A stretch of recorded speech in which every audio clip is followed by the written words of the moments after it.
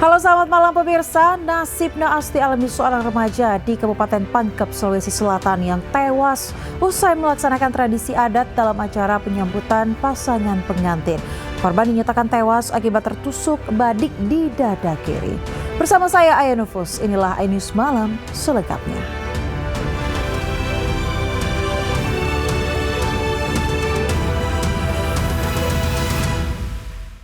Petugas kepolisian Sidoarjo melakukan razia senjata tajam.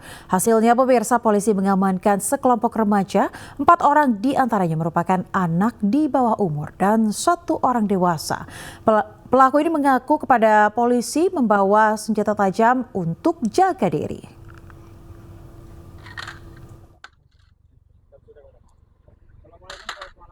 Razia senjata tajam sebagai upaya menekan angka kriminal dan tawuran terus dilakukan petugas kepolisian Sidoarjo. Dalam razia yang dilakukan, polisi mengamankan 5 orang kelompok remaja yang membawa senjata tajam.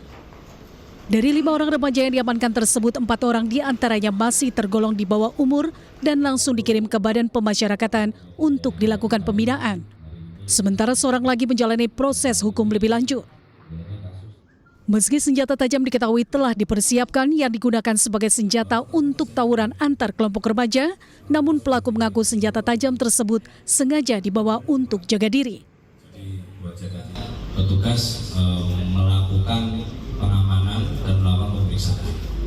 Nah, setelah kita melakukan pemeriksaan didapati di bawah penguasaan pelaku ada sajam, ya, sajamnya seperti yang ada di depan ini.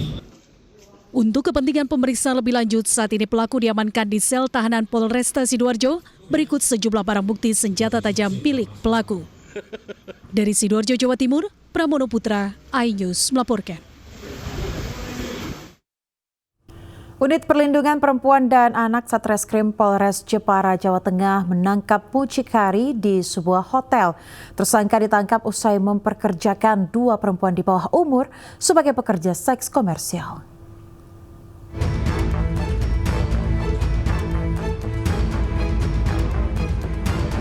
Petugas Unit Perlindungan Perempuan dan Anak Satreskrim Polres Jepara, Jawa Tengah menangkap muncikari berinisial MDH 24 tahun di sebuah hotel.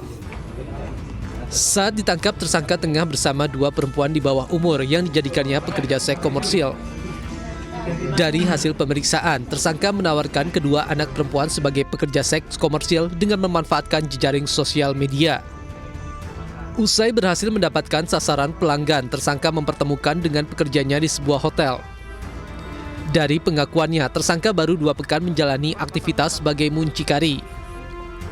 Setiap kali kencan, tersangka menawarkan tarif kepada kedua korban Rp300.000 hingga Rp350.000. Untuk pembagian hasil, tersangka memperoleh 40% dan 60% untuk pekerjanya. Jadi dia menggunakan korban, yang mana korban ini masih di bawah umur, ada 2 orang korban, yaitu dia menawarkan untuk istilahnya digunakan untuk kegiatan prostitusi. Jadi dia menggunakan media sosial melalui Facebook, kemudian juga di WA juga, WhatsApp. Terus kemudian dia tawarkan apabila ada pelanggan yang tertarik, kemudian ada transaksi melalui tersangka ini. Untuk mempertanggungjawabkan perbuatannya, tersangka terancam hukuman 10 tahun penjara. Kita ke informasi lainnya pemirsa, seorang pimpinan pondok pesantren di Kota Jambi ditangkap anggota Ditreskrimum Polda Jambi karena melakukan tindak asusila terhadap belasan santri dan santriwatinya.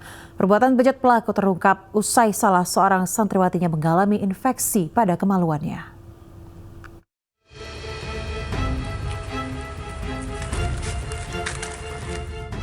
Pimpinan pondok pesantren di Kota Jambi berinisial AW digiring ke ruang pemeriksaan Subdit Perlindungan Perempuan dan Anak Ditreskrimum Polda Jambi.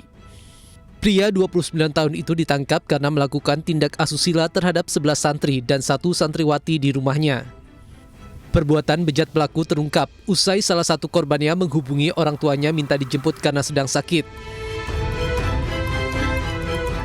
Karena sakit, korban dibawa oleh orang tuanya berobat ke salah satu puskesmas di Kota Jambi. Dari hasil pemeriksaan medis terungkap jika korban mendapat pelecehan seksual dan mengalami infeksi di kemaluannya. Korban pun akhirnya mengaku jika telah disetubuhi pelaku.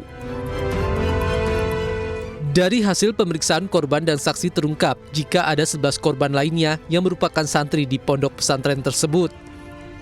Modus pelaku sebelum melakukan perbuatan asusila dengan memanggil korban ke rumahnya dan memerintahkan korban untuk mengerjakan sesuatu.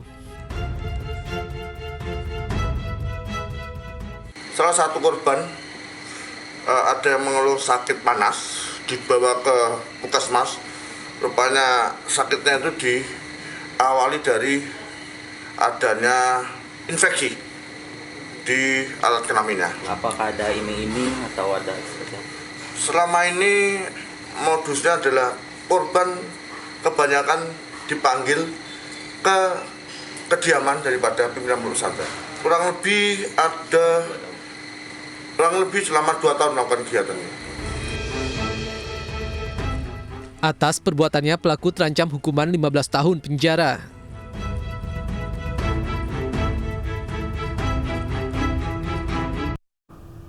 Mobil yang ditumpangi Guru Supriyani terdakwa penganiayaan anak polisi ditembak orang tak dikenal usai sidang. Informasinya sesaat lagi.